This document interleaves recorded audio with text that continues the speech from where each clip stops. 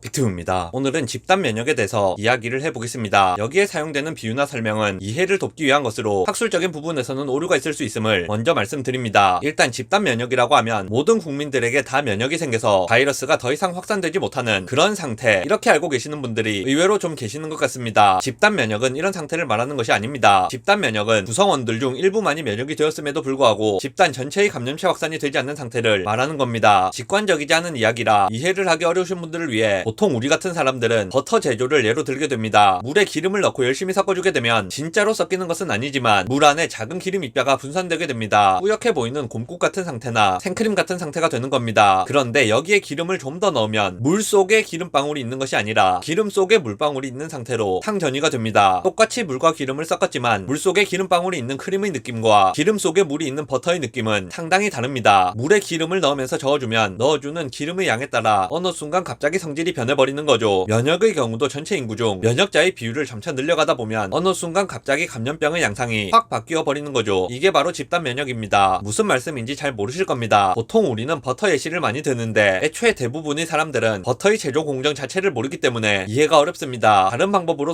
설명드리겠습니다. 만약 어떤 국가의 출산율이 국민 1인당 20명씩이다. 그럼 그 나라는 특별히 전쟁 같은 것이 없는 한 인구가 계속 증가하겠죠. 반대로 어떤 국가의 출산율은 국민 1인당 1명이 안 된다. 한 0.8명 이렇게 된다. 그러면 외국에서 이민 같은 것을 받지 않는 한 그 나라 인구는 점점 줄어들다 결국 없어질 겁니다. 잘 연구해보면 국가의 인구가 딱 유지되는 출산율이 있겠죠. 아마 인구 1인당 1명보다는 많아야 될 것이고 또 너무 많지는 않을 겁니다. 실제로 연구 결과에 따르면 합계 출산율 2.1 정도가 그 인구를 유지하기에 적절하다고 합니다. 용어 같은 것에 따라 차이는 있을 수 있는데 일단 그 얘기를 하려는 것이 아니니까 넘어가도록 하겠습니다. 만약 시간 개념이 우리보다 훨씬 큰 존재가 있다면 어떨까요? 우리한테 100년이 그 존재한테는 체감상 한 5분 된다고 치겠습니다. 그 존재가 출산율 2.1 정도 되는 나라를 봤을 때 그 나라 인구는 시간이 아무리 지나도 그대로 있겠죠. 출산율 10 정도 되는 나라를 봤다면 얼마 지나지 않아 그 나라 사람이 전 지구를 다 덮어버리게 될 겁니다. 출산율 1 정도 되는 나라를 봤다면 그 나라는 그냥 둬도 곧 소멸할 겁니다. 그런데 이런 경우를 생각해 보겠습니다. 실제로 그렇지는 않지만 만약 출산율 2.1이 100% 정확히 인구가 딱 유지되는 값이라고 가정해 보겠습니다. 어떤 두 나라가 있는데 한 나라는 출산율이 2.11이고 다른 나라는 출산율이 2.09입니다. 실제 출산율은 0.02밖에 차이가 안 나는 거죠. 하지만 이 초월적인 존재가 볼 때는 2.11짜리 나라는 곧 인구가 불어나서 터질 것이고 2.09짜리 나라는 곧 소멸하게 될 겁니다. 0.02밖에 차이가 안 나지만 딱 이 포인트를 지남에 따라 양상이 완전히 달라지는 겁니다. 바이러스 입장에서는 우리가 이 초월적인 존재와 비슷합니다. 인구 중 면역인 사람이 늘어나면서 어떤 특정한 점을 지나는 순간에 바이러스는 위세를 잃어버리게 되는 겁니다. 물론 이 점이 정확히 어느 정도인지 알 수 있는 방법은 없습니다. 기초 감염 재생산수라는 비슷한 개념이 있는데 감염병이 전파되는 속도를 수치로 나타내는 겁니다. 하지만 이건 감염자가 없는 인구 집단에 처음으로 감염자가 발생했을 때 첫 감염자가 평균적으로 감염시킬 수 있는 2차 감염자의 수를 나타낸 겁니다. 실제 상황에서는 감염병의 전파에 여러 가지 요인들이 관여하기 때문에 이 수치만을 가지고 집단 면역에 필요한 수치를 정확히 계산해내는 것은 어렵습니다. 대략적으로 기초 감염 재생산수가 4라면 75%의 면역 수준이 필요하고 5라면 80%의 면역 수준이 필요하다고는 크게 이야기를 하고 있습니다만 이런 수치들은 바이러스의 변이 등으로 인해 그때그때 바뀌기도 하고 사회 문화적인 영향을 받기도 합니다. 정확한 값은 알 수가 없는 거죠. 예를 들어 비슷한 정도의 전파력이 있는 바이러스인데 어떤 바이러스는 도시국가에서 퍼지고 어떤 바이러스는 인구 밀도가 낮은 시골에서 퍼졌다 그러면 당연히 바이러스는 도시국가에서 더 잘 퍼지겠죠. 비슷한 전파력을 가진 바이러스지만 시골 마을에서는 위세를 잃어버리고 도시국가에서는 활성화될 수도 있는 겁니다. 뭐 그 나라 사람들이 마스크를 잘 쓰고 다니는지 밥 먹을 때 위생 상태가 어떤지 반찬 재사용을 하는 문화가 있는지 기침을 할 때 입을 가리는 문화가 있는지 인사 방법은 어떻고 악수는 하는지 집단 생활을 주로 하는지 상수도 하수도 상태가 어떤지 그 인구 집단의 유전자 풀이 어떤지 등 다양한 원인에 의해서 영향을 받을 겁니다. 그러니까 정확한 포인트는 확실히 알 수 있는 방법이 없는 거죠. 그럼에도 불구하고 중요한 점은 이 현상이 실제로 일어난다는 점입니다. 인구 집단의 몇 %에서 면역이 되면 그 질병이 위세를 잃는지는 잘 모르지만 어쨌든 일정 비율 이상이 되면 감염병은 결국 위세를 잃게 된다 이겁니다. 이것이 바로 집단 면역의 개념입니다. 다만 앞서 말씀드렸던 것처럼 기존의 사회문화적 법적 영향이 유지되고 있는 상태에서 집단 면역이 가능할 정도가 되었을 때 갑자기 기존 방역이 풀려버리게 되면 필요한 수치가 더 늘어날 수 있습니다. 그러면 집단 면역이 실패할 수 있습니다. 그러니까 집단 면역이 형성되더라도 해당 질병이 완전히 없어질 때까지 한동안은 조심을 해야 하는 거죠. 간혹 직접 병에 걸려서 집단 면역을 형성하려는 분들도 있는데 이건 좋은 생각이 아닙니다. 일단 병에 걸린다는 비용과 면역의 획득이라는 이득을 생각해보면 이득보다 비용이 훨씬 더 큽니다. 그리고 백신과는 달리 병에 걸린 사람이 질병의 전파에 직접 관여를 하게 됩니다. 게다가 게다가 질병에 따라서는 직접 그 병에 걸린 후에도 상체 형성이 잘 안 되는 경우가 있어서 더 의미가 없는 주장이 됩니다. 직접 병에 걸려서 집단 면역을 형성하자는 주장은 질병의 확산에 따른 피해들을 고려하지 않은 주장이고 사실상 그냥 방역을 포기하자는 주장과 같기 때문에 의미가 있는 주장은 아니라고 생각합니다. 영상 요약하겠습니다. 집단 면역을 형성하기 위해서 해당 질병에 대해 모든 국민이 면역을 가질 필요는 없습니다. 모든 사람이 백신을 맞는다거나 모든 사람이 중화항체를 가지게 되면 당연히 바이러스는 더 이상 확산되지 않겠지만 그걸 집단 면역이라고 부르는 것은 아닙니다. 정확한 비율을 예측할 수는 없지만 인구 집단 중 해당 병원체에 면역을 가진 사람 비율이 일정한 비율 이상이 된다면 해당 감염병은 위세를 잃게 됩니다. 다수 사람들의 면역을 이용해 면역이 없는 사람까지도 커버할 수 있는 집단 전체의 방역을 할 수 있는 겁니다. 이것이 바로 집단 면역입니다.